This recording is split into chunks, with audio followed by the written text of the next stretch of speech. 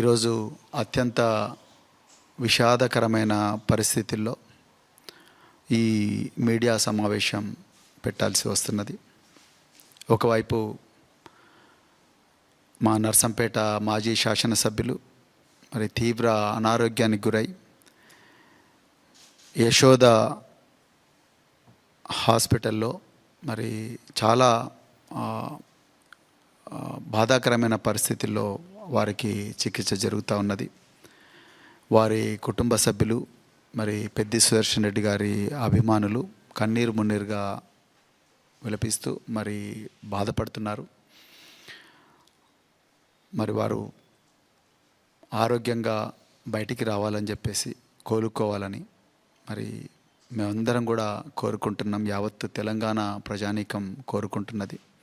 అదేవిధంగా ఈ ప్రపంచంలో ఎక్కడ అయితే గొప్పగా డాక్టర్లు ఉంటారో ఆ డాక్టర్లను ఏ విధంగా తీసుకొచ్చి ఈ దేశంలో కూడా ఎక్కడైనా గొప్ప డాక్టర్లు ఉంటే వాళ్ళందరినీ తీసుకొచ్చి ఎంత శ్రమ కోర్చైనా కూడా పెద్ది సుదర్శన్ రెడ్డి గారిని బతికించాలని కేసీఆర్ గారు ఇచ్చిన ఆదేశాల మేరకు రాత్రింబవళ్ళు శ్రమిస్తున్న మరి డాక్టర్లందరికీ కూడా హృదయపూర్వక ధన్యవాదాలు తెలుపుతా ఉన్నా.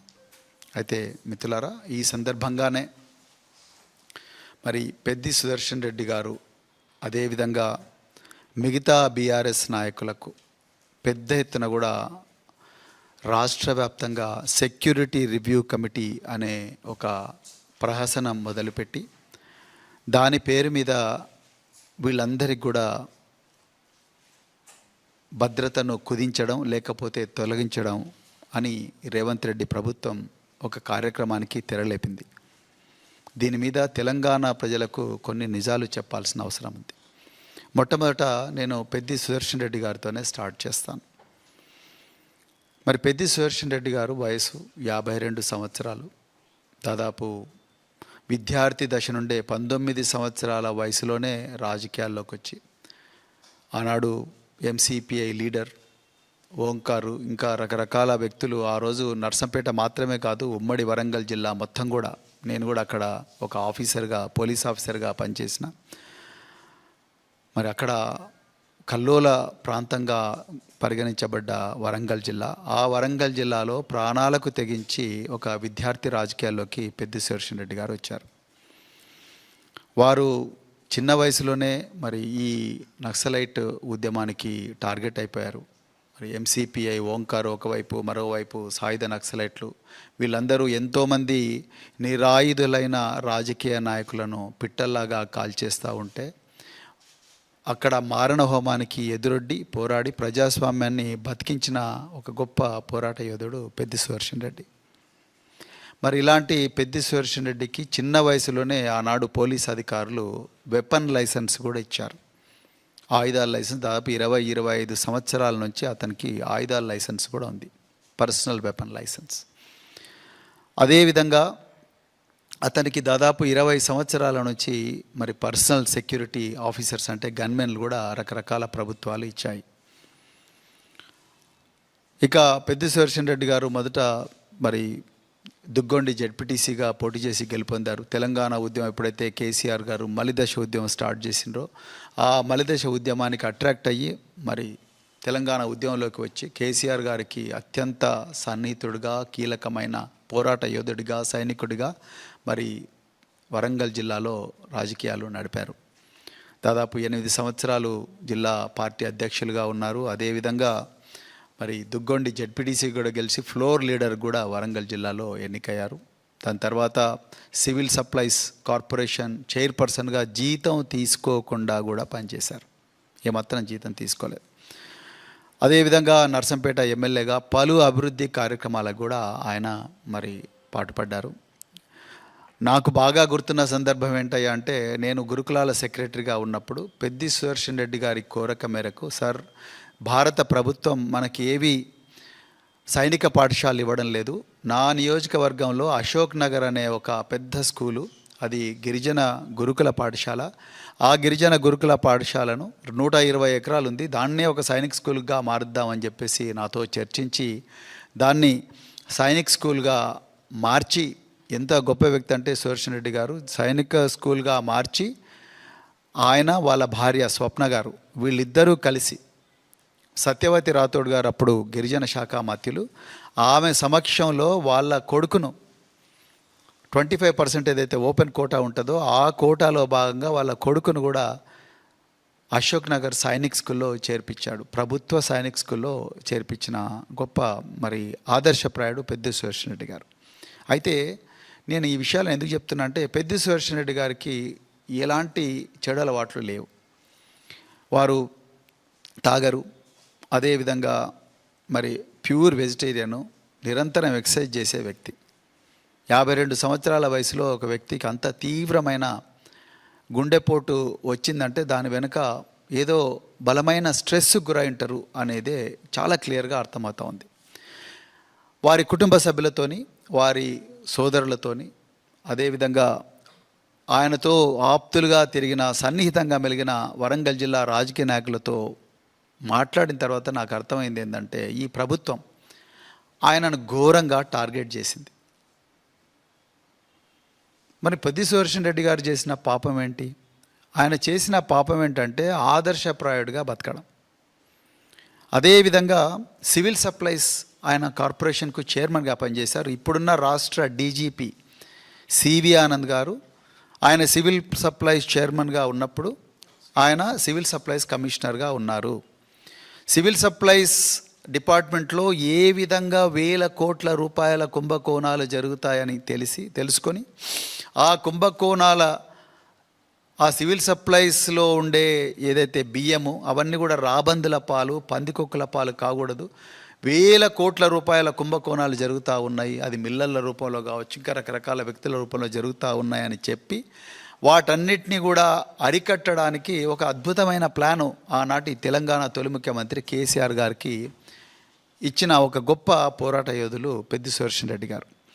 ఎప్పుడైతే కాంగ్రెస్ పార్టీ అధికారంలోకి వచ్చిందో 2023లో, ఆయన ఆల్రెడీ సివిల్ సప్లైస్ కార్పొరేషన్లో పనిచేసిన అనుభవం ఉంది కాబట్టి వెంటనే 1100 కోట్ల రూపాయల విలువైన స్కామ్ను ఆయన కనుక్కోగలిగారు. ఉన్నతాధికారులకు, డీజీపీకి లెటర్ పెట్టాడు. అదేవిధంగా ప్రభుత్వానికి ఓపెన్ లెటర్ రాశారు. అదేవిధంగా ఈ తెలంగాణ భవన్ నుంచి కూడా మీడియా ద్వారా ప్రజలందరికీ కూడా ఈ స్కామ్ ఏ విధంగా జరిగిందో వివరించారు. తర్వాత ఎన్ఫోర్స్మెంట్ డైరెక్టరేట్ కూడా కంప్లైంట్ చేశారు. తర్వాత హైకోర్టులో కూడా పబ్లిక్ ఇంట్రెస్ట్ లిటిగేషన్ వేశారు. సుప్రీంకోర్టులో కూడా ఈ కేసు నడుస్తుంది. 1100 కోట్ల రూపాయల తెలంగాణ ఆస్తిని కాంగ్రెసు నాయకులు పందికొక్కుల్లాగా దోచుకున్నారు. 1 కిలో బియ్యం కూడా ఒక మిల్లు నుండి గోడౌన్కు రాకుండానే, ఒక మిల్లు నుండి ఇంకొక మిల్లుకు పోకుండానే 1100 కోట్ల రూపాయలు ఒక్కటే దెబ్బన కాంగ్రెస్ నాయకులు వాళ్ళ జోబుల్లో వేసుకున్నారు అనే ఒక ఒళ్ళు గగురు పొడిచే సత్యాన్ని పెద్ది సుదర్శన్ రెడ్డి గారు బయటపెట్టారు. ఇది మొదటి విషయం. ఇక రెండో విషయం, ఈ స్కూల్ ఎడ్యుకేషన్ డిపార్ట్మెంట్లో 17,000 రూపాయల విలువైన బంకర్ బెడ్ను 33,000 రూపాయలకు కొని తద్వారా వచ్చిన 100 కోట్ల రూపాయలను కాంగ్రెస్ నాయకులు బడా కాంట్రాక్టర్ల ద్వారా వాళ్ళ జోబుల్లో వేసుకొని వాటిని మూటల్లోకి పెట్టి మూటలను ఢిల్లీకి తరలిస్తున్నారు అన్న విషయం మీద కూడా వారు వీరోచితంగా పోరాడారు. ఇంకా రకరకాల కుంభకోణాల మీద పోరాడేవారు. ఆయనకు రకరకాల సమాచారాలు వస్తున్నవి. మాతో కూడా చాలాసార్లు ఈ కుంభకోణాల మీద ఆయన చేస్తున్న పోరాటం గురించి పంచుకున్నారు. ఇది ఎప్పుడైతే మరి ఇక రేవంత్ రెడ్డికి నేను దొరికిపోతున్నాను అన్న భయం కలిగిందో కాంగ్రెస్ నాయకులకు, ముఖ్యంగా రేవంత్ రెడ్డి గారికి ఇప్పుడున్న సివిల్ సప్లైస్ డిపార్ట్మెంట్లో, అయితే అది జరిగిన వెంటనే వీళ్ళు ఏం చేశారు, ముందు ఆయన వెపన్ లైసెన్స్ రెన్యూ చేయడం లేదు. వెపన్ లైసెన్స్ ప్రతిసారి కూడా రెన్యూ చేసుకోవాలి. ఆ రెన్యువల్ ప్రాసెస్ ఏదైతుందో దాన్ని ఆపేశారు. దానికన్నా ముందు ఇంత క్రూరంగా ఉంటుందా ఈ కాంగ్రెస్ రాజ్యం అనేది? మరి ఇందిరమ్మ పాలన అంటున్నారు, ప్రజాపాలన అంటున్నారు, ఇంత ప్రతీకార పాలన జరుగుతున్న దానికి ఈ పెద్ది సుదర్శన్ రెడ్డి గారి ఉదంతమే స్పష్టమైన ఉదాహరణ. నర్సంపేటలో ఉండే కొంతమంది వ్యాపారస్తులు వాళ్ళు వట్టినాగులపల్లిలో వాళ్ళు ఒక భూమిని వాళ్ళు అక్వైర్ చేసుకొని వాళ్ళు వాసవి కన్స్ట్రక్షన్ అని ఒక కన్స్ట్రక్షన్ కంపెనీ ఉన్నది, ఆ వాసవి బిల్డర్స్కు అమ్మేసిండ్రంట. ఆ వాసవి బిల్డర్స్కు ఈ నర్సంపేట వ్యాపారస్తులు అమ్మేసిన భూమి మీద ముఖ్యమంత్రి గారి సన్నిహితుడైన ఫహీం ఖురేషీ కన్నుపడ్డదని నాకు కొంతమంది హాస్పిటల్లో నర్సంపేట వాసులు కొంతమంది చెప్పినారు, కొంతమంది నాయకులు ఆ వాసులు చెప్పినారు. దానితోని ఈ ఫహీం ఖురేషీ అదేవిధంగా వాసవి ఎవడోడు విజయ్ కుమార్ అంటాడు ఎవడో, ఆ విజయ్ కుమార్ అంటోడు అదేవిధంగా ఈ ఫహీం ఖురేషీ వీళ్ళిద్దరూ కలిసి సైబరాబాద్లో ఎకనామిక్ అఫెన్సెస్ వింగ్ అనే ఒకటి ఉంటుంది, ఈఓడబ్ల్యూ, వైట్ కాలర్ అఫెన్సెస్ కోసం ఉంటుంది. ఆ ఈఓడబ్ల్యూలో ఒక కేసు పెట్టించి ఆ విజయ్ కుమార్ అంటోతోనే కంప్లైంట్ ఇప్పించి ఎఫ్ఐఆర్ రిజిస్టర్ చేయించి పెద్ద ఎత్తున కూడా నర్సంపేటలో సుదర్శన్ రెడ్డి గారికి సన్నిహితులైన వ్యాపారస్తులు ఎవరైతే ఉన్నారో ఆ వ్యాపారస్తులందరినీ కూడా రోజు పోలీస్ స్టేషన్ పిలిపించి వాళ్ళని టార్చర్ చేసి చివరికి ఆయన పిఆర్ఓని కూడా టార్చర్ చేసి మీరు ఏమైనా చేయండి పెద్ది సుదర్శన్ రెడ్డి పేరు చెప్పండి, పెద్ది సుదర్శన్ పేరు కంపల్సరీ మీ 161 స్టేట్మెంట్లలో రావాల్సిందే, ఆయనను మేము దీంట్లో అక్యూజ్డ్ చేయాల్సిందే అని మాకు పైనుంచి ఆర్డర్స్ ఉన్నాయి. పాపం ఈయన ఏం చేసిండు, అరే సివి ఆనంద్ నాతో పాటు కమిషనర్ సివిల్ సప్లైస్గా పనిచేసిండు, కనీసం ఈయనకన్నా చెప్పుకుంటే మా బాధలు ఏమన్నా తీరుతాయేమో, ఎందుకంటే ఆయన అప్పుడు సివిల్ సప్లైస్ కార్పొరేషన్ చైర్పర్సన్, మా బాధలు ఏమన్నా తీరుతాయేమో అని చెప్పేసి నా సివి ఆనంద్ గారికి ఫోన్ చేస్తే, సార్ నా చేతులు ఏమీ లేదు, అంతా కూడా ఫహీం ఖురేషీ లేకపోతే ముఖ్యమంత్రి కార్యాలయం చూస్తుంది, మాకు ఇదంతా ఏం సంబంధం లేదు అని చెప్పి ఆయన చేతులు కడుక్కున్నట్టుగా ఆయన చుట్టూ ఉన్న సన్నిహితులు ఆప్తులు ఆయనతో ఆయన పంచుకున్నట్టుగా వాళ్ళు నాకు ఈ 3-4 రోజులలో చెప్పారు. ఇంకొక మాట కూడా అన్నారు, అరే ఈ సుదర్శన్ రెడ్డికి ఇంకా ఏం పని లేదా, ఈ సివిల్ సప్లైస్ కుంభకోణం అని తిరుగుతూ ఉన్నారు, అదేవిధంగా మరి విద్యాశాఖలో జరిగిన బంకర్ బెడ్ల కుంభకోణం అని ప్రభుత్వం మీద ఫైట్ చేస్తున్నారు, ఇవన్నీ అవసరమా, కామ్గా ఉంటే అయిపోదా అంటే, నువ్వు కామ్గా ఉంటే, నువ్వు సైలెంట్గా ఉంటే, రేవంత్ రెడ్డి ప్రభుత్వం చేస్తున్న కుంభకోణాల మీద మాట్లాడకుండా ఉంటే నీకు వెపన్ లైసెన్స్ రెన్యూ చేస్తాము ఇండైరెక్ట్. అదేవిధంగా ఈఓడబ్ల్యూలో పెట్టిన ఈ అక్రమ కేసు ఆ ఫహీం ఖురేషీ అంటోడు, అదేవిధంగా విజయ్ కుమార్ అనే వాసవి కన్స్ట్రక్షన్ వాడు ఉన్నాడో వీళ్ళిద్దరూ కలిసి ఏవైతే అక్రమ కేసులు పెట్టి పోలీసు వాళ్ళని ఎట్లన చేసి మీరు ఆ నర్సంపేట వ్యాపారస్తులందరినీ తీసుకొచ్చి టార్చర్ పెట్టైనా పెద్ది సుదర్శన్ రెడ్డి పేరు చెప్పాలే అని చెప్పి టార్చర్ చేస్తున్నారు. ఈ టార్చర్ అంతా ఆగిపోతుంది కదా, ఈఓడబ్ల్యూ కేసును మళ్ళీ మూలకు పడేస్తాం, అయిపోతుంది. ఎందుకు నువ్వు ఇంత లొల్లి పెడుతున్నావు, ప్రభుత్వంలో అవినీతి జరుగుతున్నదని అని చెప్పి వెనక నుంచి మళ్ళీ దొడ్డిదారిన రాయబారాలు ఇవన్నీ కూడా జరుగుతూ ఉన్నాయి. ఇక సెక్యూరిటీ రివ్యూ కమిటీ అని చెప్పి 2026లో ఏదైతే ఈ తెలంగాణ పోలీస్ డిపార్ట్మెంట్ పెట్టిందో, రేవంత్ రెడ్డి గారి ఆదేశాల మేరకు డీజీపీ ఆయన ఇచ్చిన ఆదేశాలు ఈ డీజీపీ అమలు చేసి సెక్యూరిటీ రివ్యూ కమిటీ అని పెట్టినరో, ఈ సెక్యూరిటీ రివ్యూ కమిటీలో పెద్ది సుదర్శన్ రెడ్డికి గన్మెన్ తీసేసిండ్రు. ఏమనంటే నువ్వు ఎక్స్ఎమ్మెల్యే, నీకు థ్రెట్ లేదు. ఇప్పుడు నేను అసలు విషయానికి వస్తాను.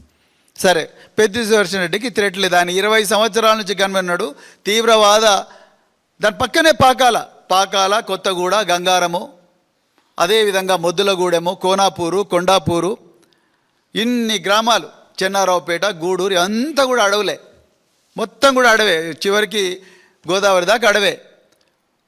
అడవుల్లో ఎప్పుడూ కల్లోలం జరుగుతూ ఉంటుంది. పక్కన ఛత్తీస్గఢ్ ఉన్నది, ఎప్పుడైనా మావోయిస్టులు రావచ్చు, ఎవరైనా రావచ్చు. వీళ్ళందరి వల్లనే నాకు ముప్పు ఉందని, ఆయనకు ముప్పు ఉందని 20 సంవత్సరాలు గన్మెన్ ఇచ్చారు అతనికి.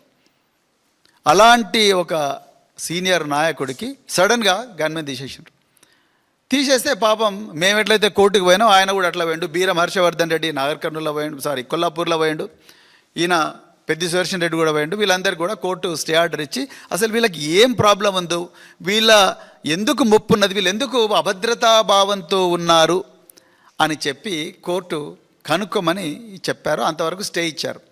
మరి స్టే ఇస్తే వాపస్ పంపించిన గన్మెన్లను మళ్ళీ రిస్టోర్ చేయాలి కదా. ఈ ఆర్డర్ తీసుకొని వీళ్ళు వరంగల్ కమిషనర్ ఆఫ్ పోలీస్ దగ్గరికి పోతే, సార్ నా చేతిలో ఏమీ లేదు, అంతా కూడా ఇంటెలిజెన్స్ డిపార్ట్మెంట్ చూస్తున్నది. ఇంటెలిజెన్స్ డిపార్ట్మెంట్ ఎవరికి రిపోర్ట్ చేస్తుంది? ముఖ్యమంత్రికి రిపోర్ట్ చేస్తుంది. ఇప్పుడు ఈయన ముఖ్యమంత్రి పోయి ఎన్ని అడగాలి? ముఖ్యమంత్రిని అడగాలనుకుంటే ఇగో ఇవన్నీ చెప్తాడు. ఏవి? నువ్వు సివిల్ సప్లై స్కామ్ గురించి మాట్లాడకు, లేకపోతే ఈ విద్యాశాఖలో జరిగిన బంకర్ బెడ్ల కుంభకోణం గురించి మాట్లాడకు, రకరకాల కుంభకోణం గురించి మాట్లాడకు, నువ్వెందుకు బీఆర్ఎస్లు ఉంటావు, నువ్వు వేరే మా పార్టీలకు రావచ్చు కదా అని ఇక బేరం పెడతాడు. పెద్ది సుదర్శన్ రెడ్డి ఆత్మాభిమానం ఉన్నవాడు, ఆత్మగౌరవంతో బతికినవాడు, ఎన్నడూ కూడా తల వంచని వాడు, కేసీఆర్ గారు శిక్షణ ఇచ్చిన సైనికుడు. అందుకొరకు ఆయన ఇట్లాంటి పనులు చేయలేదు కాబట్టి లోపల కుమిలిపోయాడు. కేటీఆర్ గారు కన్నెపల్లి పంపస్కు పోయినప్పుడు కూడా పెద్ది సుదర్శన్ రెడ్డి గారు, వారి భార్య అయిన స్వప్న గారు, వాళ్ళిద్దరూ కలిసి కన్నెపల్లి పంపస్కు పోయినప్పుడు కూడా ఆమె వాళ్ళ భార్యనే చెప్పారు, మేము కూడా పోయినాం, కానీ ఆ రోజు కూడా మా వారు నిజంగా మనసు లేదు, ఎక్కువ దగ్గర బాధలో ఉన్నారు అని చెప్పి ఆమె చెప్పారు. ఇంత తీవ్రమైన ఒత్తిడికి గురి చేశారు. లేకపోతే 52 సంవత్సరాలు నాన్ వెజ్ తినడు, తాగుడు అలవాటు లేదు, రెగ్యులర్గా ఎక్సర్సైజ్ చేస్తాడు, పెద్దగా ఏవి కూడా కోమార్బిడిటీస్ లేవు. సడన్గా రోహిణి హాస్పిటల్కి పోయి వెంటనే కుప్పగొలి 45 నిమిషాలు సిపిఆర్ చేస్తే తప్ప గుండె మళ్ళీ పని చేయలేదు అని అంటే ఒక్కసారి ఎంత తీవ్రమైన ఒత్తిడికి గురంటారో ఒక్కసారి ఆలోచించండి. ఏం పాపం చేశారు పెద్ది సుదర్శన్ రెడ్డి గారు? ఇప్పుడు నేను అసలు విషయానికి వస్తా. ఇప్పుడు మీరు సెక్యూరిటీ రివ్యూ కమిటీ అన్నారు. సెక్యూరిటీ రివ్యూ కమిటీ ఈ సివి ఆనంద్ గారు నాకు ఒక నోటీస్ ఇచ్చారు, ప్రవీణ్ కుమార్ నీకు కూడా సెక్యూరిటీ తగ్గిస్తున్నాం, నీ బుల్లెట్ ప్రూఫ్ వాహనాన్ని రద్దు చేస్తున్నాం, ఇగో నీ మీద మాకేం లేదు, కానీ మీకు సెక్యూరిటీ రివ్యూ కమిటీ నీకు భద్రత తగ్గించామని రికమెండ్ చేసింది అన్నాడు. అందులో చెప్పుకుంటూ ఆయన నాకు ఒక లెటర్ రాసిండు సివి ఆనంద్ గారు. ఆ లెటర్లో ఏం రాసిండయా అంటే, తెలంగాణ ప్రజలు జాగ్రత్తగా వినాలి ఈ విషయం. Security provided by the state is preventive, dynamic and threat based. It is neither permanent nor attached to the status, office, rank or past service of any individual. Its nature and scale are periodically reviewed with reference to the prevailing threat perception, the capability and intent of the threat source, individual vulnerability and overall internal security situation. అంటే నేను ఏం చెప్పాలనుకున్నాడంటే, ఒక వ్యక్తి గతం వల్లనో, లేకపోతే ఒక వ్యక్తి స్టేటస్ వల్లనో, ఒక వ్యక్తి పలానా ఆఫీస్లో ఉన్నాడనో, ఒక వ్యక్తికి ఒక పలానా ర్యాంక్ ఉందనో సెక్యూరిటీ గవర్నమెంట్ ఇవ్వదు. Point number 1. Point number 2, government ఎప్పుడు కూడా సెక్యూరిటీ ఒక ఉపద్రవాన్ని ఆపడం కోసం, ఒక వ్యక్తి హత్య జరుగుతుంటే హత్య జరిగే అవకాశాన్ని తగ్గించడం కోసం మాత్రమే, అదేవిధంగా ఇతనికి ముప్పు ఉందా లేదని చూసిన తర్వాత మాత్రమే ఆయనకు సెక్యూరిటీ ఇస్తారని గౌరవ డీజీపీ గారు పారా నెంబర్ 6లో మాకిచ్చిన నోటీసులో, ప్రవీణ్ కుమార్కి ఇచ్చిన నోటీసులో రాశారు. ఇది అందరికి కూడా జనరల్గా వర్తిస్తుందని వారు చెప్పకనే చెప్పారు. కరెక్ట్. సో బాగుంది, ఇప్పటివరకు మంచిగా ఉంది. కానీ ఇప్పుడు నేను అసలు విషయానికి వస్తా. అయ్యా డీజీపీ గారు, రేవంత్ రెడ్డి గారు, మీ ఆదేశాల మేరకే నేను చేసిన, ఆయన ఎవరు అడిగినా కూడా నాకేం తెలుసు, సీఎం గారు ఏమన్నారు చేసినా అని ఆయన అంటున్నారు. సో మేము చేసినంత పని మీరు ఎక్కడ చేసిండని కొంతమంది అధికారులను పోరాడినట్టుగా నాకు తెలిసింది. సరే, అవన్నీ ఆ విషయాలకు, ప్రొఫెషనల్ విషయాలకు నేను పోను, ఇది వేదిక కాదు, నేను మాట్లాడను వాటి గురించి. కానీ నేను ఒక పాలసీ మ్యాటర్ మీద మాట్లాడతా. ఇప్పుడు మైనంపల్లి హనుమంతరావు ఉన్నాడు. మైనంపల్లి హనుమంతరావు ఏం కోంబింగులు చేసిండని, ఏ అల్ఖాయిదా తీవ్రవాద సంస్థ, లేకపోతే ఏ లష్కరే తొయ్యబా, ఏ జైషే మహమ్మద్, ఏ సిపిఐ మావోయిస్టులు మైనంపల్లి హనుమంతరావును టార్గెట్ చేస్తారు అని చెప్పి ఆయనకు 2+2 గన్మెన్ ఇచ్చారు. చెప్పాలి డీజీపీ గారు, ఎందుకంటే now you have clearly mentioned that the state, the security provided by the state is preventive, dynamic and threat based. It is neither permanent nor attached to the status, office, rank or past service of any individual, not just Praveen Kumar, any individual, not just Peddi Sudarshan Reddy, any individual. మరి అట్లేటప్పుడు మైనంపల్లి హనుమంతరావు గారికి 2+2 gunmen ఎందుకు ఇచ్చారు? DGP గారు చెప్పాలి. పెద్ది సుదర్శన్ రెడ్డికి ఒక న్యాయం, మైనంపల్లి హనుమంతరావుకి ఇంకో న్యాయమా? కొండా మురళి, ఆయన ఎమ్మెల్సీ కాదు, ఆయన ఒక కార్పొరేషన్ చైర్మన్ కాదు, వారు కేవలం మంత్రి కొండా సురేఖ గారి భర్త. కొండా మురళి గారికి 2+2 గన్మెన్ ఇచ్చారు. వరంగల్ సిటీలో ప్రతి ఒక్కరికి కూడా తెలుసు. కొండా మురళి గారు ఆ 2+2 గన్మెనే కాదు, పోలీసు వాళ్ళందరూ పోతే ఆయనకు పోతే పోలీసు వాళ్ళందరూ కూడా ఆయన కాన్వాయ్లో పోతారు.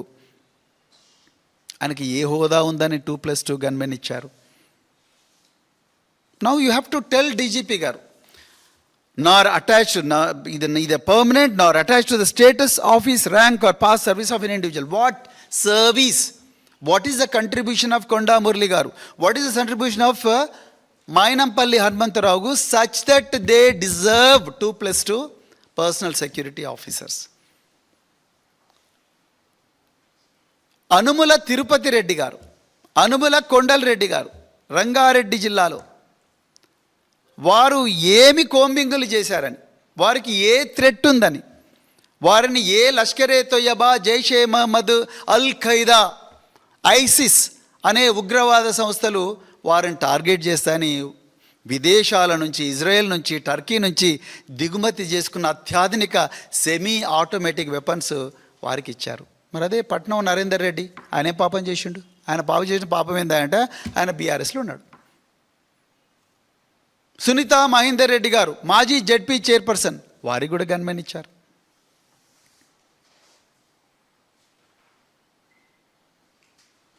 ఎట్లిచ్చారు? అనుమల తిరుపతి రెడ్డి గారికి ఉన్నదేంటి, పెద్ద సుదర్శన్ రెడ్డి గారికి లేని అర్హత ఏంటి ఇవాళ చెప్పాలి మీరు. Because you have to be very fair. తొలి తెలంగాణలో మొట్టమొదటి గిరిజన మహిళ మంత్రిగా అయ్యారు కేసీఆర్ గారి ఆశీర్వాదం వల్ల. ఆమె పేరే సత్యవతి రాథోడ్. సత్యవతి రాథోడ్ గారికి గన్మెన్ తీసేశారు. ఆమె మాజీ మంత్రి.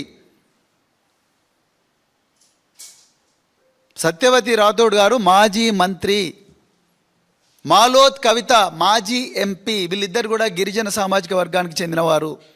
సత్యవతి రాథోడ్ అయితే ఆమె ఒక్కటే రోజున గన్మెన్ తీసిండు. పాపం ఆమె వెంటనే అడిషనల్ డీజీ ఇంటెలిజెన్స్ గారికి రిప్రజెంట్ చేశారు. చూస్తాం మేడం, చేస్తాం మేడం అంటే బీఆర్ఎస్ నాయకులు అంటే ఇంత చులకన. జోగు రామన్న మాజీ మంత్రి, ఆదిలాబాదు మాజీ ఎమ్మెల్యే, ఆయన ఏం పాపం చేసిండ్రండి? జోగు రామన్నకు ఒక్క దెబ్బన తీసేసిండ్రు గన్మెన్. మరి అదే జిల్లాలో అంటే ఉమ్మడి ఆదిలాబాద్ జిల్లాలో ఐకే రెడ్డి, ఇంద్రకరణ్ రెడ్డి, అల్లోల ఇంద్రకరణ్ రెడ్డి, ఆయనకు 2+2 గన్మెన్ ఇచ్చారు. ఏ బేస్ మీద ఇచ్చారు? జోగురామన్నకు లేనిదేంది, ఐకే రెడ్డికి ఉన్నదేంది? జోగురామన్నను ఎవరు చంపరు, ఐకే రెడ్డిని మాత్రం పెద్ద ఎత్తున ప్రపంచంలోని అన్ని ఉగ్రవాద సంస్థలందరూ కూడా విమానాలు, డ్రోన్లు వేసుకొచ్చి ఐకే రెడ్డిని చంపాలని ప్లాన్ చేస్తున్నారా? ఇక కుందూరు జానారెడ్డి కాంగ్రెస్ కురువృద్ధుడు. ఆయనకుండే ఒక్కటే, ఇప్పుడు the DGP has said status, office, rank or pass service of any individual. Now I want to know what is the status, what is the rank, what is the post of Kunduru Janareddy garu. He may be ex minister. అయితే జోగురామన్ కూడా X మినిస్టరే, Satyavathi Rathod కూడా X మినిస్టరే. మరి వాళ్ళకు లేని status ఈ కుందూరు జానారెడ్డికి ఎక్కడికెళ్ళి వచ్చింది? ఆయనకు 2+2 గన్మెన్ ఇచ్చారు. నాకు ఎవరో చెప్పారు ఆయనకు అత్యాధునిక బుల్లెట్ ప్రూఫ్ వాహనం కూడా ఇచ్చారని, ఇంటి దగ్గర గార్డు కూడా పెట్టారని. ఆయన ఇద్దరు పిల్లలు, ఒక ఆయన ఎంపీ కావచ్చు, ఒక ఆయన ఎమ్మెల్యే కావచ్చు, జైవీర్ రెడ్డి, రఘువీర్ రెడ్డి ఉన్నారు, వాళ్ళు కావచ్చు. కానీ who is Jana Reddy now? What is his status? ఆయన స్టేటస్ కేవలం రేవంత్ రెడ్డి గారికి రాజకీయ గురువుగా ఉండడమేనా? ఏంది ఆయన స్టేటస్? నల్గొండలో ఏ నాయకుడు అని చెప్తారు. మరి ఇప్పుడు అందరికీ అడ్డప్పుడు బీఆర్ఎస్ ప్రభుత్వంలో కూడా కాంగ్రెస్ ఎక్స్ఎమ్మెల్యేలకు కేసీఆర్ గారు అరే పాపం ప్రజాప్రతినిధులు వీళ్ళకి రకరకాల ప్రాబ్లమ్స్ ఉంటాయి అని చెప్పి చాలామంది కూడా గన్మెన్ ఇచ్చారు. ఆ రూలు మీరు కూడా పాటించాలి కదా. మరి మాకు కూడా ప్రాబ్లమ్స్, పెద్ద సుదర్శన్ రెడ్డికి ప్రాబ్లం లేకపోతే ఆయన వెపన్ ఎందుకు పెట్టుకుంటాడు? 30 సంవత్సరాల నుంచి ఇదే తీవ్రవాద ప్రభావిత ప్రాంతాల్లో పనిచేసిండు కదా. ఆయన మీద మీకు ఎందుకు కనికరం రావడం లేదు? ఓకే, మీరు ఆయన ఆరోగ్యం బాగాలేనప్పుడు మీరు గ్రీన్ ఛానల్ ఇచ్చారు రేవంత్ రెడ్డి గారు, హృదయపూర్వక ధన్యవాదాలు మీకు. వరంగల్ నుంచి సికింద్రాబాద్ హాస్పిటల్ తీసుకురావడానికి గ్రీన్ ఛానల్ ఇచ్చారు. మీకు, వరంగల్ పోలీస్ కమిషనర్కు, డీజీపీ గారికి, అదేవిధంగా మల్కాజ్గిరి పోలీస్ కమిషనర్కు మీ అందరికి కూడా హృదయపూర్వక ధన్యవాదాలు. ఇట్లనే చేయండి. సంతోషం, థ్యాంక్ యూ వెరీ మచ్. కానీ ఆయన గుండెపోటు రాకన్నా ముందు జరిగిన విషయాల గురించి నేను మాట్లాడుతున్నాను. ఈరోజు ఆయన సజీవంగా ఆయన ఇంకా అంటే ఆనందంగా మా మధ్యలో ఉండేవాడు. కానీ ఇలా పరిస్థితి లేదు. ఆయన హాస్పిటల్లో మృత్యుతో పోరాడుతున్నాడు. ఎందుకింత కోపం? ఇప్పుడు అలంపూరు ఎక్స్ఎమ్మెల్యే ఎస్ఏ సంపత్ కుమార్ ఉన్నాడు. ఎస్ఏ సంపత్ కుమార్కు 1+1 గన్మెన్ ఇచ్చారు. ఎందుకు ఇచ్చారు? ఆయన ఏం చేసినా ఇచ్చిండ్రు. పైడాకుల అశోక్, సీతక్క గారి నియోజకవర్గం ములుగు. పైడాకుల అశోక్ ఆయనకి ఏం తీవ్రవాద ముప్పు ఉంది? ఆయన మీద ఎప్పుడైనా యాక్షన్ టీం లేచిండ్రా తీవ్రవాదులు? ఆయన మీద ఏమైనా యాక్షన్ స్క్వాడ్లు తిరుగుతున్నాయా? లేకపోతే అల్ఖైదా, లేకపోతే మావోయిస్టులు, లేకపోతే శ్రీలంక నుంచో, నేపాల్ నుంచో, ఇంకెక్కడి నుంచో బంగ్లాదేశ్ నుంచో వచ్చి ములుగు ఏటూరు నగరం అడవులల్లో కర్రెగుట్టల మీద కానీ, లేకపోతే ఐలాపూర్ గుట్టలలో కానీ, తుపాకులగూడెం గుట్టల మీద కానీ కూర్చొని వెయిట్ చేస్తున్నారా మిషన్ గన్లు పట్టుకొని? ఆయనకు కూడా గన్మెన్ ఇచ్చారు. అజ్మీరా ప్రదీప్ ప్రహ్లాద్, ఆయన బీజేపీ 1+1. ఇక మాకు సీనియర్ నాయకుడు కల్వకుర్తిలో జైపాల్ యాదవ్ గారు, ఆ అన్నకైతే 3 సార్లు ఎమ్మెల్యే. ఆయన జైపాల్ యాదవ్ గారు చాలా సీనియర్ రాజకీయ నాయకులు. ఆయన కేవలం ఎక్స్ఎమ్మెల్యే అయితే ఆయన తీసేసిండ్రు. మరి తల్లోజు ఆచారి ఎప్పుడు ఎమ్మెల్యే కాలేదు కదా? తల్లోజు ఆచారి ఎప్పుడు ఎమ్మెల్యే కాలేదు. ఆయనకెందుకు 2+2 గన్మెన్ ఇచ్చిండ్రు? రేవంత్ రెడ్డి గారు మీరు చెప్పాలి ఈ విషయం. ఏదైనా హోదా? What is his status? Now the learned DGP says neither permanent nor attached to the status, office, rank or past service of any individual. Then what is this? What is the threat to Mr. Talloji Achari such that you had to provide 2+2 gunmen? Can you please answer this question? Talloji Achari ఏ విధంగా target? Jaipal Yadav గారికి లేనిదేంది, తల్లోజు ఆచారికి ఉన్నదేంటి? ఇక recently Eshwaramma Yadav Yadadri board chairperson, Yadadri బోర్డులో member. ఆమె పాపము ఒక BC సామాజిక వర్గం నుంచి, బహుజన సామాజిక వర్గం నుంచి వచ్చి ఆమె సీనియర్ రాజకీయ నాయకురాలు, అత్యంత మెజారిటీతో ఎల్బీ నగర్ మున్సిపాలిటీలో ఆనాడు కౌన్సిలర్గా గెలుపొందిన మహిళ, సీనియర్ రాజకీయ నాయకుడు, 84 సంవత్సరాలను కూడా ఎన్నో ధార్మిక కార్యక్రమాల్లో ప్రజలకు సేవ చేస్తున్న ఒక ఉక్కు మహిళ. ఆమె యాదాద్రి బోర్డు మెంబర్గా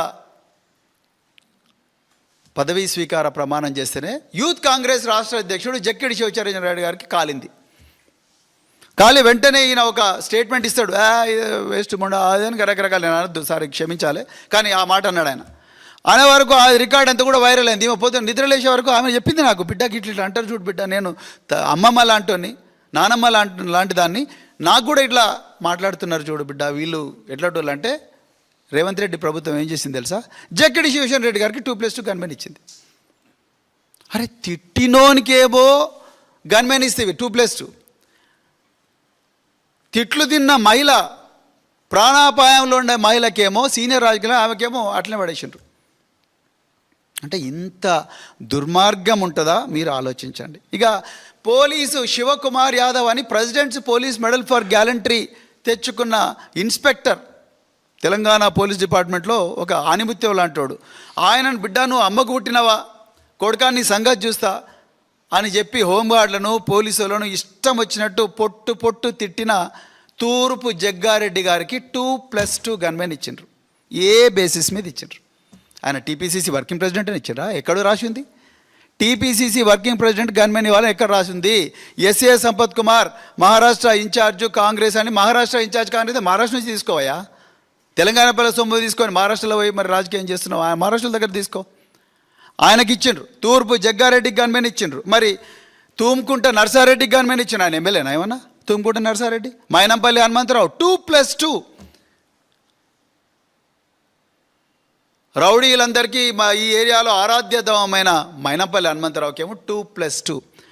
కొండామురళి, ఎవరైనా పసునూరి దయాకర్, రాజనాల శ్రీహరి, ఎర్రబెల్లి ప్రదీప్రావు, ఈయన బీజేపీ, ఎర్రబెల్లి ప్రదీప్రావుకు గన్మెన్ 1+1. మరి మా పెద్ద సుదర్శన్ రెడ్డికి ఎందుకు ఇవ్వాలి?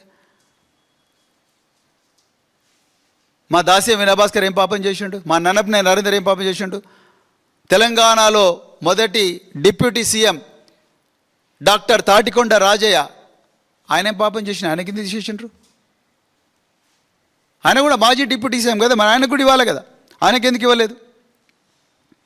ఆదిలాబాద్లో ఆత్రం సక్కు గన్మెన్ ఇచ్చిండ్రు, పురాణం సతీష్కి ఇచ్చిండ్రు, వీళ్ళందరూ ఎక్స్ఎమ్మెల్యేలు ఎక్స్ఎమ్మెల్సీలు. వేణుగోపాలాచారికి 1+1 గన్మెన్ ఇచ్చిండ్రు, ఐక్యారెడ్డికి 2+2 ఇచ్చిండ్రు, జోగురామన్న 0, బల్కా సుమన్ 0, దుర్గం చిన్నయ్య 0, నడిపల్లి దివాకర్ రావు 0. ఈ వరంగల్ అయితే నవీన్ రాజు అంట, డౌడ్ షీటర్ అని అందరూ అంటున్నారు, ఈయన కూడా గన్మెన్.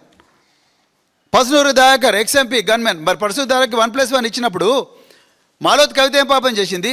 ఆమె కూడా ఇవ్వాలి కదా. మాలోత్ కవిత ఏం పాపం చేసింది? ఆమె కూడా ఇవ్వాలి కదా గన్మెన్.